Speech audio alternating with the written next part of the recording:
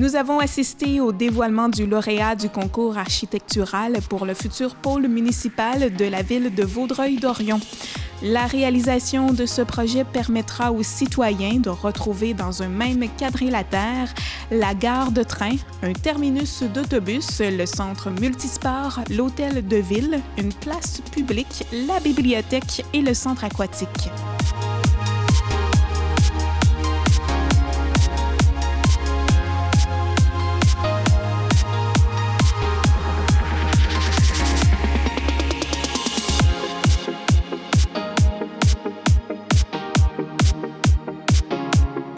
On est aujourd'hui au dévoilement du lauréat du concours d'architecture pluridisciplinaire du pôle municipal.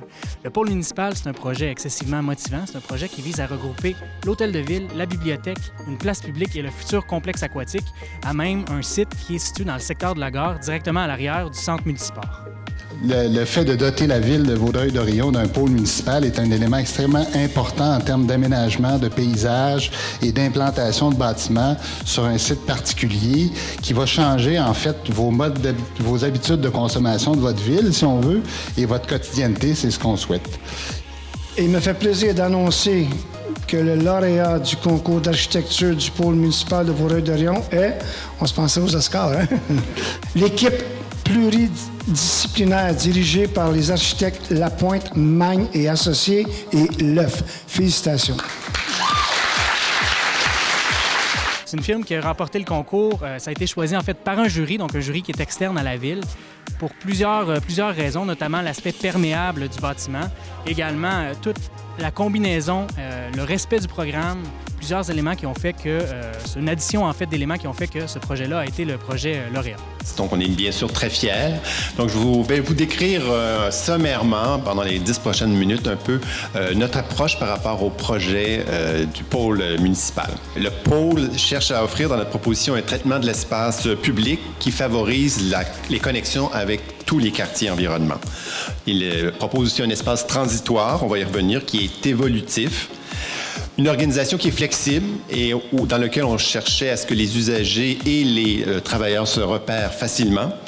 Une matérialité qui offre une luminosité qu'on croit exceptionnelle et aussi une stratégie, vous le verrez, qui favorise l'implication des citoyens et leur pleine participation dans un paysage qu'on souhaite aussi transformable. On a aussi créé un grand volume qui est comme détaché du sol, l'image va venir bientôt, et qui se veut le lieu de rassemblement et qui se prolonge dans le hall d'entrée. Donc, c'est un grand escalier, un grand emmarchement. On l'a appelé l'amphithéâtre parce qu'il se projette aussi à l'extérieur. Et dans ce lieu, qui est sur le chemin le plus commun pour traverser le bâtiment, on a le café tout proche. Donc, on s'imagine que c'est un lieu où on peut luncher, on peut rencontrer les gens informellement.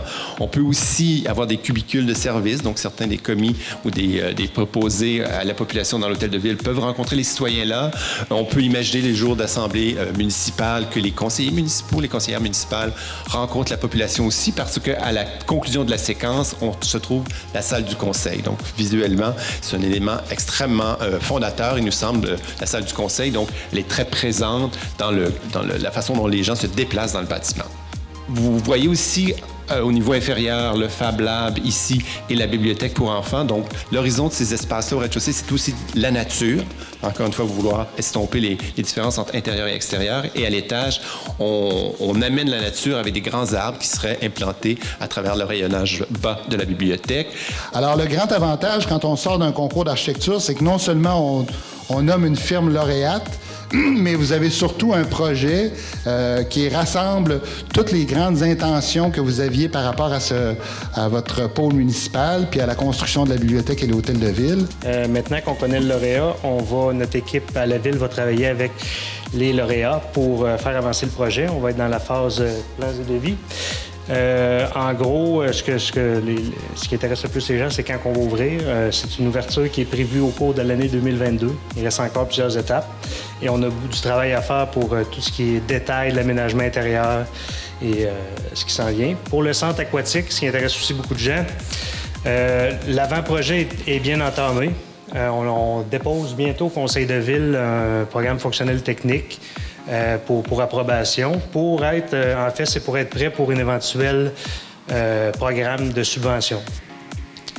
Les gens qui vont souhaiter consulter les planches et du lauréat et des finalistes vont pouvoir le faire à la bibliothèque dès le 27 septembre, donc vendredi le 27 septembre en après-midi jusqu'au 4 octobre.